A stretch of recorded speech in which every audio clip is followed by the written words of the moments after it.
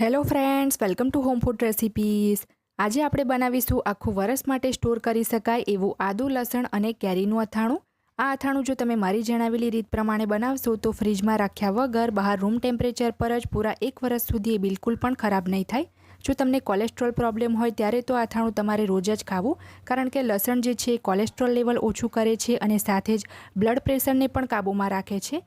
અને આદુ જે છે હાર્ટ પેશન્ટ અને ડાયાબિટીક પેશન્ટ માટે ઘણું ફાયદાકારક હોય છે.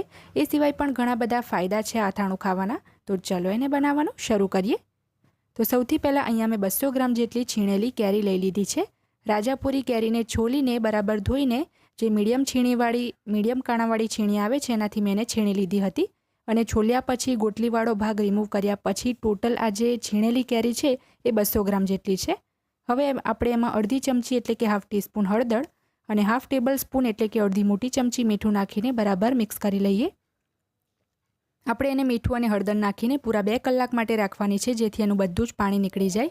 તો અહીંયા હું એને હાથથી જ બરાબર મસળીને મિક્સ કરી લઉં છું, જેથી એનું બધું જ પાણી અલગ થવાનું શરૂ થઈ જાય. કોઈ પણ અથાણું બનાવવા માટે તમે રાજાપુરી જ કેરીનો યુઝ કરો. એ અથાણું બનાવવા માટે એકદમ સ્પેશિયલ કેરી હોય છે અને એનાથી અથાણું બગડતું પણ નથી. તો જો તમે એને દબાવીને જોશો તો એનું બધું પાણી નીકળવાનું પણ આ રીતે સ્ટાર્ટ થઈ જશે. તો હવે એને આપણે ઢાંકીને 2 કલાક માટે એમ જ રહેવા દઈએ. 2 કલાક પછી કેરીની અંદરથી બધું જ પાણી અલગ થઈ ગયું છે. તમે જોઈ શકો છો. હું તમને આ રીતે સ્પૂનથી પણ દબાવીને બતાવું છું. તો હવે એનું જે પાણી છે આપણે બધું નીચવી લેવાનું છે, પણ પાણી આપણે હાથથી નહીં નીચવીએ. અહીંયા એક સ્ટીલના બાઉલની ઉપર મેં એક મોટો સ્ટ્રેનર મૂક્યો છે. એના પર સાફ જૂનું કપડું પાથરી દઈશું અને બધી જ છીણ એની અંદર એડ કરીને આપણે દબાવીને બધું પાણી નીચવી લઈશું. જો આપણે હાથથી દબાવીશું તો કેરી જે છે હાથથી સરકવા લાગે છે અને બરાબર પાણી એનું નીકળતું પણ નથી. તો જો આ રીતે કપડાથી દબાવીને નીચવીશું તો એક પણ ટીપું એમાં પાણી નહીં રહે અને અથાણું જે છે એ આખું વરસ માટે બહાર જ બગડશે નહીં. તો તમે જોઈ શકો છો કેટલું બધું એનું પાણી અલગ થયું છે. તો આ પાણીને ફેંકવાને બદલે તમે એને ગુજરાતી દાળ કે પછી સૂપ બનાવવામાં યુઝ કરી શકો છો. જો તમારે ચણા મેથીનું અથાણું બનાવવું હોય તો પણ તમે આ પાણીને યુઝ કરી શકો છો. અને ચણા મેથીનું અથાણું બનાવવાની રેસીપી મેં પહેલાં જ ચેનલ પર બતાવેલી છે. તો હવે આ જ કપડાની ઉપર આપણે જે કેરીનું છીણ છે એને 3 કલાક માટે પંખાની નીચે સુકાવા દઈશું. જો તમે એને તડકામાં સૂકવશો તો વધારે સુકાઈ જશે અને સંકોચાઈ જશે, એટલે ઘરમાં જ પંખા નીચે એને સૂકવવાનું છે. તો 3 કલાક પછી આપણી કેરી એકદમ સરસ સુકાઈ ગઈ છે. એમાં બિલકુલ પણ પાણી નથી. જો તમે એને હાથમાં લઈને આ રીતે દબાવીને જોશો તો આંગળી એકદમ સૂકી રહેવી જોઈએ. બિલકુલ પણ એની અંદર પાણી ના હોવું જોઈએ. તો હવે આ બધી જ છીણને આપણે ભેગી કરી લઈએ અને હવે આપણે આગળની પ્રોસેસ જોઈ લઈએ. તો અહીંયા મેં 120 ગ્રામ જેટલું લસણ લીધું છે અને એને મેં ઝીણું ગોળ કાપી લીધું છે. જો તમારે આને ચોપરમાં ચોપ કરવું હોય તો પણ કરી શકો છો, પણ ચોપરમાં એકદમ જ બારીક થઈ જાય છે અને મને એકદમ ઝીણું પસંદ નથી, એટલે મેં ચપ્પુથી જ એને ગોળ કટ કરી લીધું છે. અને લસણને છોલી લીધા પછી મેં વેઇટ સ્કેલમાં 120 ગ્રામ માપીને લીધું છે. સાથે જ મેં 60 ગ્રામ જેટલું આદું લઈને એને પણ ધોઈને છોલીને છીણી લીધું છે. અને છોલ્યા પછી 60 ગ્રામ આદુમાંથી ફક્ત 50 ગ્રામ જેટલું જ છીણ રહી ગયું છે. અને લસણ તો મેં ઓલરેડી છોલી લીધા પછી જ 120 ગ્રામ જેટલું લીધું હતું. હવે મેં ગેસ ઉપર એક પેન ગરમ કરવા મૂક્યું છે. એમાં આપણે 1/3 કપ જેટલું એટલે કે 80 ml જેટલું તેલ ગરમ કરવા મૂકીશું. અહીંયા મેં સિંગ તેલ લીધું છે. તેલ જ્યારે સરસ ગરમ થઈ જાય ત્યારે આપણે સૌથી પહેલાં એમાં ચોપ કરેલું લસણ ઉમેરી દઈએ. આદું આપણે પછીથી શેકીશું. પહેલાં આપણે લસણની મીડિયમ ફ્લેમ ઉપર 2 થી 3 મિનિટ માટે સતત હલાવતા રહીને શેકીશું, જેથી એ બળી ના જાય. જો લસણ બળી ગયું, લાલ થઈ ગયું તો અથાણામાં પણ એનો બળેલો ટેસ્ટ આવશે, એટલે સતત હલાવતા રહીને જ એને શેકીશું. લસણને આપણે બિલકુલ પણ લાલ નથી થવા દેવાનું. બસ આની અંદર જે થોડું ઘણું મોઇસ્ચર હોય એ જ્યાં સુધી ખતમ ના થઈ જાય ત્યાં સુધી 2-3 મિનિટ જ એને આપણે સાંતળીશું. તો 2 મિનિટ પછી તમે જોઈ શકો છો કે લસણની ઉપર જે આ રીતે તેલ છે તરવા લાગ્યું છે અને બધું મોઇસ્ચર પણ એમાંથી જતું રહ્યું હશે. તો હવે એની અંદર આપણે છીણેલું જે આદું છે એ ઉમેરી દઈશું અને આદુને પણ આપણે ફક્ત 2 મિનિટ માટે જ સાંતળીશું. લસણની સાથે જ સાંતળીશું.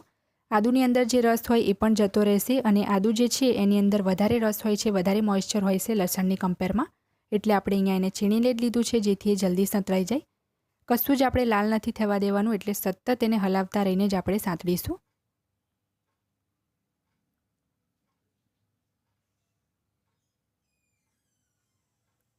તો 2 મિનિટ એટલે કે ટોટલ 4 મિનિટ પછી આદુ અને લસણમાંથી બધું જ તેલ આ રીતે સંતળાઈને ઉપર આવી ગયું છે. તો હવે આપણે જે કેરીની છીણ સૂકવી હતી એ પણ એડ કરી દઈએ અને 1 મિનિટ માટે એને સાંતળી લઈશું. તો 1 ટીસ્પૂન જેટલી આમાં 1 ચમચી મેં હિંગ ઉમેરી છે. એનાથી અથાણાનો ટેસ્ટ ખૂબ જ સરસ આવશે. અને કેરી જે છે એ તો આપણે ઓલરેડી પાણી નીચવીને સુકાવીને જ એડ કરી છે, એટલે એમાં બિલકુલ પણ મોઇસ્ચર નથી. તો બસ 1 જ મિનિટ માટે એને આપણે સાંતળીશું. કેરી ઉમેર્યા પછી જો તમે ચાહો તો ગેસ બંધ કરીને ગરમ પેનમાં પણ 1-2 મિનિટ હલાવતા રહેશો તો પણ ચાલશે. તો 1 મિનિટ કેરીને શેક્યા પછી મેં ગેસ બંધ કરી દીધો છે અને હવે આપણે આ મિશ્રણને એક બાઉલમાં કાઢીને ટોટલી ઠંડુ થવા દઈએ. તો બધું જ આ બાઉલમાં કાઢીને મેં ઠંડુ કરી લીધું છે અને હજી પણ આ મિશ્રણ જે છે થોડુંક વામ છે, એટલે કે હુંફાળું છે. તો આ સ્ટેજ ઉપર આપણે એમાં 3/4 કપ એટલે કે ગ્રામમાં 75 ગ્રામ જેટલો અથાણાનો મસાલો ઉમેરીને મિક્સ કરી લઈએ. અત્યારે અહીંયા મેં રેડીમેડ રામદેવનો જે સંભાર મસાલો આવે છે અથાણાનો એ લીધો છે. તમે ચાહે તો હોમમેડ બનાવેલો મસાલો પણ લઈ શકો છો અને જો તમારે ઘરે અથાણાનો મસાલો બનાવવો હોય તો લિંક ડિસ્ક્રિપ્શન બોક્સમાં હું આપી દઈશ. તો બધું જ બરાબર અહીંયા મેં મિક્સ કરી લીધું છે અને અથાણાનો કલર પણ તમે જોઈ શકો છો, એકદમ સરસ આવ્યો છે.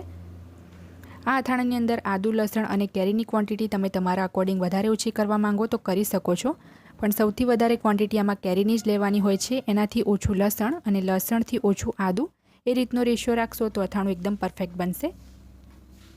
તો હવે આપણે કાચની એક મીડિયમ જાર લઈ લઈશું. એની અંદર આપણે બધું જ અથાણું ભરી લેવાનું છે. ધ્યાન રાખવું કે જે પણ તમે કાચની જાર લેતા હોય એકદમ સૂકી હોવી જોઈએ અને જે ચમચો તમે યુઝ કરતા હોય એ પણ ભીનો ના હોવો જોઈએ. આવી નાની નાની વાતો જો ધ્યાનમાં રાખશો તો આખું વરસ તમારું અથાણું બિલકુલ પણ ખરાબ નહીં થાય. ખાસ કરીને આ જે અથાણું છે એ વરસાદની સિઝનમાં અને શિયાળામાં ખાવાનું વધારે પસંદ કરવામાં આવે છે, કારણ કે તાસીરમાં એ ખૂબ જ ગરમ હોય છે. તો અત્યારે તો મેં એને ઓછી જ ક્વોન્ટિટીમાં બનાવ્યું છે. જો તમારે આખા વરસ માટેનું બનાવવું હોય તો તમે ક્વોન્ટિટી વધારી પણ શકો છો. તો અથાણાને આ રીતે આપણે બરાબર દબાવી દઈશું અને હવે એની અંદર આપણે ગરમ કરીને ઠંડુ કરેલું તેલ ઉમેરીશું. 3/4 કપ એટલે કે 150 ml જેટલું સિંગ તેલ લઈને મીડિયમ ફ્લેમ પર એને મેં ગરમ કર્યું હતું અને ટોટલી ઠંડુ થવા દીધું હતું. તો થોડું થોડું તેલ ઉમેર્યા પછી 10-15 સેકન્ડનો તમારે વેઇટ કરવો. જ્યારે તેલ જે છે એ જારની અંદર નીચે સુધી જતું રહે એ પછી બાકીનું બધું જ તેલ એડ કરી દેવાનું છે. તો તમે જોઈ શકો છો તેલ જે છે ધીરે ધીરે કરીને જારમાં જાય છે. આ અથાણાને 3 થી 4 દિવસ રાખ્યા પછી જ્યારે મસાલો ફૂલી જાય ત્યારે તમે ખાઈ શકો છો. અત્યારે ઇન્સ્ટન્ટ એને ખાવામાં નથી આવતું. તો બધું જ બાકીનું તેલ મેં એડ કરી દીધું છે. અથાણાની ઉપર જો આ રીતે તેલ તળતું રહેશે તો એ આખું વરસ બગડતું નથી. તો ઢાંકણ બંધ કરીને એને આપણે 3-4 દિવસ માટે રહેવા દઈશું. તમે ચાહો તો દિવસમાં 1-2 વખત એને ચમચીથી હલાવીને ઉપર નીચે પણ કરી શકો છો. તો ફ્રેન્ડ્સ, તમે પણ આ આદુ, લસણ અને કેરીના અથાણાની રેસીપીને ચોક્કસથી તમારા ઘરે ટ્રાય કરજો. જો તમને મારી આજની આ રેસીપી પસંદ આવી હોય તો મારા વિડીયોને લાઇક કરી, શેર કરી, ચેનલને સબસ્ક્રાઇબ જરૂરથી કરજો. પાસે આવેલા બેલ આઇકનને પણ દબાવજો જેથી તમને મારા દરેક નવા વિડીયોની નોટિફિકેશન મળતી રહે. અને જો તમારે મારી આ જ રેસીપી હિન્દીમાં જોવી હોય તો મારી હિન્દી ચેનલ ઉપર જઈને જોઈ શકો છો, જેની લિંક મેં વિડીયોની નીચે ડિસ્ક્રિપ્શન બોક્સમાં આપી છે. તો મળીએ નેક્સ્ટ વિડીયોમાં.